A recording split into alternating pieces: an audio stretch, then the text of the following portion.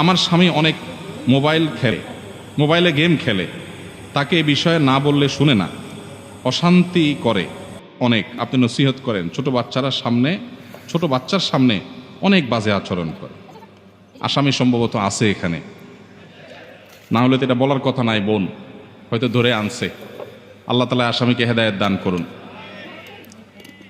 শুনেন ভাই, মোবাইল টিপাটিপি করে আসক্তির লেভেল পর্যন্ত চলে যাওয়া, এটা এখন একটা মহামারীর আকার ধারণ করেছে। শত শত সংসার শেষ হয়ে যাচ্ছে। ভাইরা আমার, আপনাদের সবাইকে আমি বিনীতভাবে অনুরোধ করি, বাসা বাড়িতে যখন ঢুকবেন আল্লাহর ওয়াস্তে মোবাইল টিপাটিপি বন্ধ করবেন। গেমস তো অনেক পরের কথা।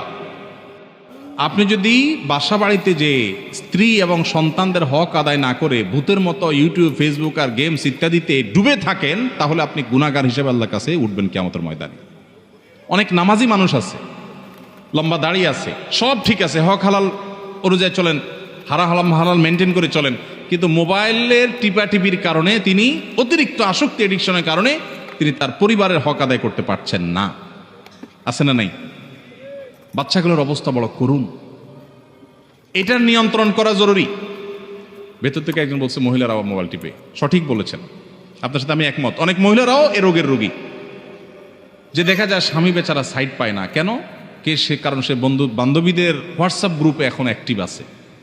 সে এখন কোনো রান্না বাড়ার ভিডিও দেখতেছে, সাজগোজের ভিডিও ইউটিউবে দেখতেছে, এত এঙ্গেজ যে স্বামীকে সময় দেওয়ার সুযোগ নেই, সন্তানকে সময় দেওয়ার সুযোগ। মোবাইল টিপতে বাচ্চাদের মুখে খাবার দিচ্ছে। পুরুষরা হোক মহিলারা হোক, যেই করুক না কেন, এটা খুবই জঘন্য একটা কাজ। বেশিরভাগ লোক বাসায় ঢুকতে মোবাইল টিপতে ঢুকে, আবার বাইরে আসা মোবাইল টিপতে বাইর হয়। এটা কোনো জীবন না ভাই। আমি বেশ কিছুদিন অফিস থেকে আসার পর গাড়িতে মোবাইলটা রেখে গ্যারেজে, তারপরে গায়ে লক করে তারপর বাসায় যাইতাম। বাসায় মোবাইল নিতামই না।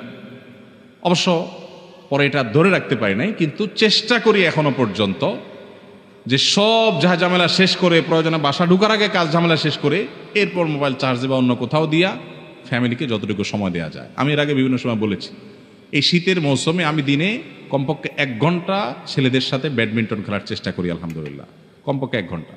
আমার একটা ক্ষেত আছে ঢাকায়, 18-19 আইটেমের সবজি করি আমরা। নিজের হাতে আমরা এই ক্ষেত কোপাই বাচ্চাদের সাথে নিয়ে। বেশিরভাগ বাবা মা তারা মোবাইলে আসক্ত, স্ত্রীকে সন্তানকে সময় দিতে পারেন না। আবার এসে আমাদের কাছে কাগজ লিখে দেন, ভাই সন্তানটা অমানুষ হয়ে যাচ্ছে, দোয়া শিখাই দেন। দোয়ার কাজ না তো, দাওয়াইয়ের কাজ। দোয়া তো করবেনই, কিন্তু দাওয়াই আপনাকে আগে দিতে হবে। এই জন্য মোবাইলের এই অপ্রয়োজনীয় টিপাটিপি বন্ধ করবেন তো ইনশাআল্লাহ। আর যারা মোবাইলে গেমস খেলতে গিয়ে পরিবারের হক নষ্ট করছেন, তারা ডাবল গুনাহ করছেন। গেমস খেলে এক গুনাহ করছেন সময় নষ্ট করে, আর স্ত্রীর হক নষ্ট করে আরেক গুনাহ করছেন। ভাইরা আমার, এটা নেশার মতো হয়ে গেছে, জঘন্য ব্যাপার হয়ে গেছে। ফেসবুক ইউটিউব ছাড়া জীবন চলে না। না, বাংলাদেশের একজন বড় ডাক্তার, যিনি স্বাধীনতা পদক পেয়েছেন কিডনির, কি নাম জানো, কামরুল ইসলাম সাহেব, ঢাকা মেডিকেল কলেজের সিরাজ সেমিনারে আমার সাথে, উনিও আলোচক হিসাবে ছিলেন, ওনার সাথে আমি ছিলাম। তো আমি দেখলাম যে উনি বলছেন ঢাকা মেডিকেল কলেজের স্টুডেন্টদেরকে যে বাবারা, বাংলাদেশের যত কিডনি স্থাপিত হয়েছে তার অর্ধেকের বেশি তিনি একা করেছেন এবং ফ্রি। ভাঙাচোরা গাড়িতে চলেন, ওই টাকা দিয়া ডায়ালিসিস মেশিন কেনেন মানুষের জন্য। সেই জন্য স্বাধীনতা পদক পেয়েছেন। অনেক অবদান তার মানুষের জন্য, দিনদার মানুষ। তো তিনি বললেন, দেখলাম ছেলেদেরকে, যে বাবারা, আমি একটা বাটন ফোন ব্যবহার করি, আমার কোনো স্মার্টফোন নাই। তোমাদের কি মনে হয় তোমাদের চাইতে সায়েন্সে, টেকনোলজিতে, তথ্য প্রযুক্তিতে আমি পিছিয়ে আছি? ছাত্ররা বলল না। তিনি বললেন যে আমাদের এই 1 হাত লম্বা মোবাইল, 1/2 হাত লম্বা মোবাইল লাগে, স্মার্টফোন লাগে কেন? আমাদের তথ্য উপাত্ত জানার জন্য। এটা বেশিরভাগ ক্ষেত্রে শয়তানের নেক্সুরতের ধোঁকা। প্রয়োজন হলে আপনি রাখেন, কিন্তু সেটা নিয়ন্ত্রণ করা আপনাকে শিখতে হবে। আপনি যদি সাপ ধরে যদি সাপের বিষ দিয়ে ঔষধ বানাতে হয়, তাহলে সাপ নিয়ন্ত্রণ করা আপনাকে শিখতে হবে। উল্টা যদি সাপের ছোবলে আপনি মারা যান, তাহলে আপনার জন্য এই কাজ করা জায়েজ নাই। মোবাইল যদি আপনার নিয়ন্ত্রণের বাইরে চলে যায়, এই মোবাইল চালানো আপনার জন্য জায়েজ নাই। অনেক ভাইরা আছেন নামাজি কালামে, দিনদার, দাড়িওয়ালা, সব ঠিক আছে, প্র্যাকটিসিং মানুষ মাশাআল্লাহ, শুধু মোবাইল ফোন তার জাহান্নামে যাওয়ার কারণ হয়ে যাবে। এই জন্য ভাই এটা নিয়ন্ত্রণ করি, চেষ্টা করবো তো ইনশাআল্লাহ। যাদের ফ্যামিলি আছে, ফ্যামিলিকে সময় দেন। ভাইরে, মোবাইল টিপার একটা মজা আছে, আমিও বুঝি, কিন্তু ফ্যামিলির সাথে টাইম পাস করা একটা মজা আছে, এটা আমরা বেশি বুঝি না। আল্লাহ আমাদেরকে তৌফিক দান করুন। আমি আমার কথা বললাম, এত ঝামেলার পরও যেদিন সময় পাই বাচ্চাদেরকে বলি নামো, আমি আসতেছি, আমরা খেলবো, কোর্ট কটা আছে, আমরা ব্যাডমিন্টন খেলি।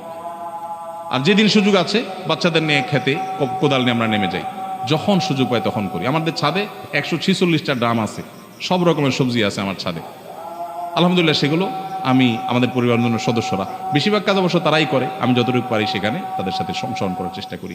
যারা মোবাইল ফোন নিয়ে বাসায় ডুবে থাকেন, তারা পরিবারটা যে একটা আস্ত জান্নাতের টুকরা এটা ফিল করা থেকে মাহরুম, আপনারা বঞ্চিত, আপনাদের দেখে করুণা হয়। আল্লাহ আমাদেরকে হেদায়েত দান করুন। যারা এই কাজগুলো করছেন তারা ভুল কাজ করছেন।